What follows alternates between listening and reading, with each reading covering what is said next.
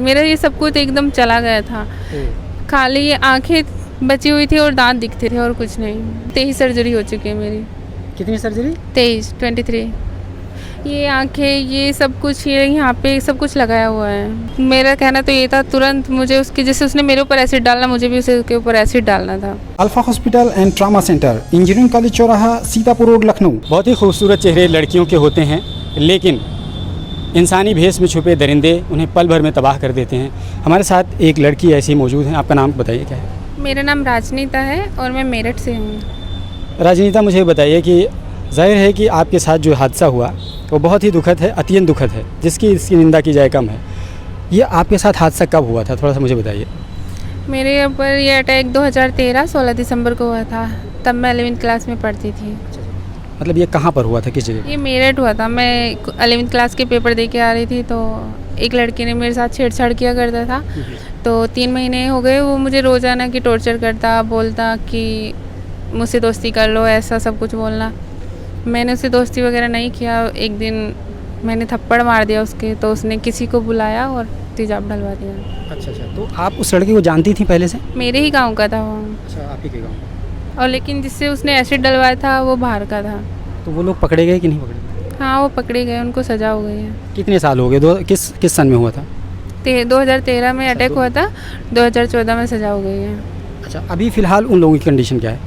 वो जेल में उम्र कैद हो गई उनको। अच्छा, उम्र कैद हो गई। ये तो अच्छी बात है कि ऐसे लोगों को उम्र कैद बहुत कम सज़ा है, उससे भी अधिक कोई सज़ा हो तो होनी चाहिए, ये मेरा अपना मानना है। आपने एक बात और मुझे जानना था कि आपकी तालीम क्या है, एजुकेशन क्या है फ़िलहाल? मैं BA कर रही हूँ। तब मेरे ऊपर अटैक हुआ था, तब मैं 11वीं क्लास में थी। तो मेरी पढ़ाई छूट गई, मेरी आंखों की रोशनी चली गई थी। 4 साल तक मैं ब्लाइंड थी। उसके बाद अब मैं दोबारा ग्रेजुएशन कर रही हूँ। तो कहाँ आपका ऑपरेशन कहाँ हुआ था? मैंने दिल्ली दिखाया, मेरठ दिखाया, आगरा, लखनऊ। मैंने यहाँ पे कितनी बार PGI में चक्कर काटे। तो फिर मेरे पापा ने मेरा इलाज चेन्नई में करवाया, शंकर नेत्रालय में। अच्छा, चेन्नई में। जी। कितने साल लगे टोटल नॉर्मल होने में? अभी तक मैं ठीक नहीं हूँ और अभी तक इलाज मेरे पापा ही करा रहे हैं। मेरे को 8 साल हो गए हैं, शायद 8 साल हो गए हैं। 8 साल हो गए, अभी दवा चल ही रही है? जी। और आँखों में मेरे 2-3 हज़ार रुपये की मैं दवाई डाल लेती हूँ 1 महीने में। और जितनी भी सर्जरी हुई है, 23 सर्जरी हो चुकी है मेरी। कितनी सर्जरी? 23 ये आंखें, ये सब कुछ, ये यहाँ पे सब कुछ लगाया हुआ है। मेरा ये सब कुछ एकदम चला गया था, खाली ये आंखें बची हुई थी और दांत दिखते थे और कुछ नहीं। ये सब लगा हुआ है। आपके मम्मी पापा का रिएक्शन क्या था जब उनको पता चला? मेरे मम्मी पापा मुझे बहुत प्यार करते हैं। एक हद होती है, एक बेहद होती है। वो प्यार करते हैं। उनका क्या रिएक्शन था जब पता चला? एकदम से मैं सुबह गई थी तो वो ठीक थी एकदम। तो जब मेरे पापा को पता लगा, मैं स्कूल से आ रही थी, गाँव वालों ने बताया कि ऐसे हो गया, मेरे पापा को एकदम से BP हाई इतना हो गया कि उन्होंने कहा कि अचानक क्या हो गया। और मैंने अपने घर पे बताया नहीं था, तब वो लड़का मुझे छेड़ता था। अच्छा, क्या नाम था उस लड़के का? उस लड़के का नाम मोहित। अच्छा, मोहित। तो उस लड़के ने जब ये हादसा आपके साथ किया तो उस वक्त आप गिर गई थी, क्या हुआ था?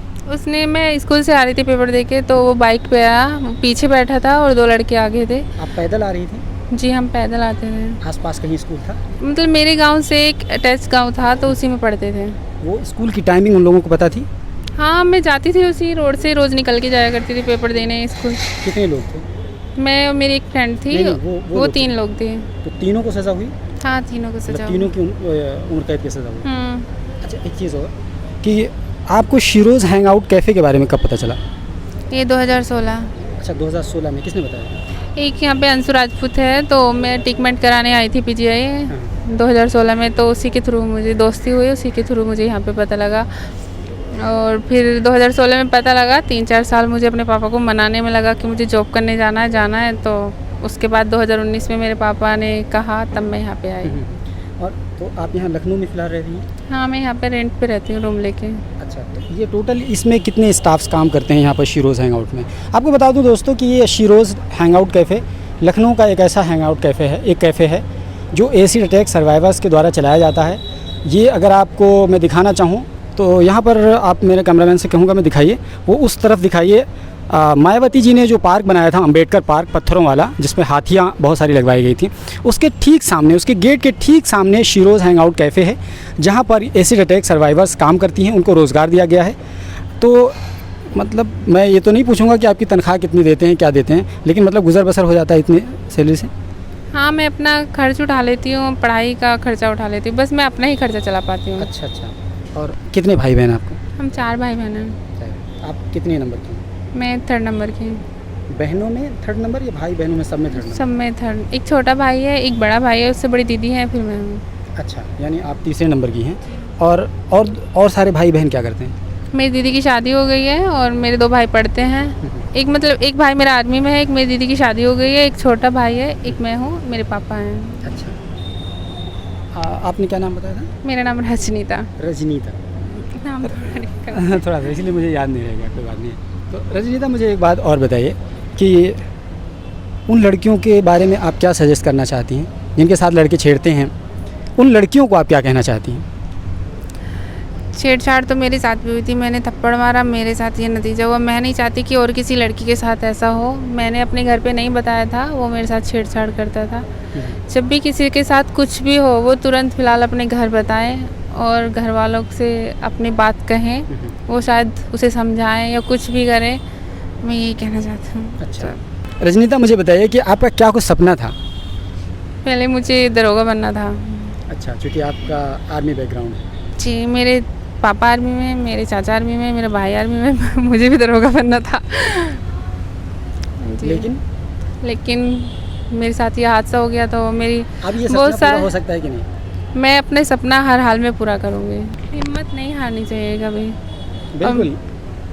हाँ, बोलिए। सबसे बड़ी हिम्मत मेरे पापा, मेरी फैमिली, फिर दूसरा इसी रोज़ मेरी हिम्मत है और आप सब। शुक्रिया शुक्रिया शुक्रिया रजनीता।